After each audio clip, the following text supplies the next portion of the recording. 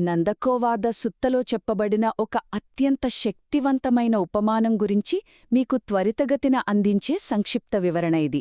మనల్ని ఎప్పుడూ బంధించే ప్రాపంచిక కోరికల నుండి ఎలా బయటపడాలో ఒక నైపుణ్యం గల కసాయివాడు ఆవు మాంసాన్ని మరియు దాని చర్మాన్ని ఎలా వేరుచేస్తాడనే అద్భుతమైన కథ ద్వారా ఈ గ్రంథం మనకు చాలా స్పష్టంగా వివరిస్తోంది.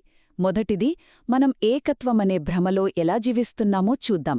ఈ కథలో ఆవు మాంసాన్ని మన అంతర్గత ఇంద్రియాలుగా, ఆ చర్మాన్ని బాహ్య ప్రపంచంగా ఊహించుకోండి.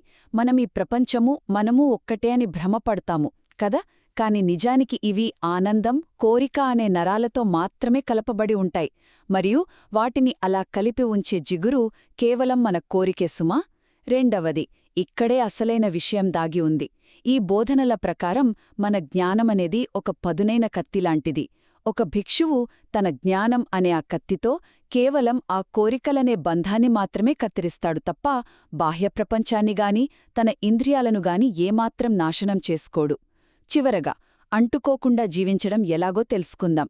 ఒకసారి కత్తిరించిన చర్మాన్ని మళ్లీ ఆవుపై కప్పినప్పటికీ అది మాంసానికి ఎలాగైతే అతుక్కోదో, అలాగే ఒక భిక్షువు ఈ ప్రపంచంలోనే ఉంటూ అన్ని వస్తువులను చూస్తున్నప్పటికీ అతని లోపలి బంధాలు పూర్తిగా తెగిపోవడం వల్ల అతనికి ఎలాంటి కోరిక అంటుకోదు.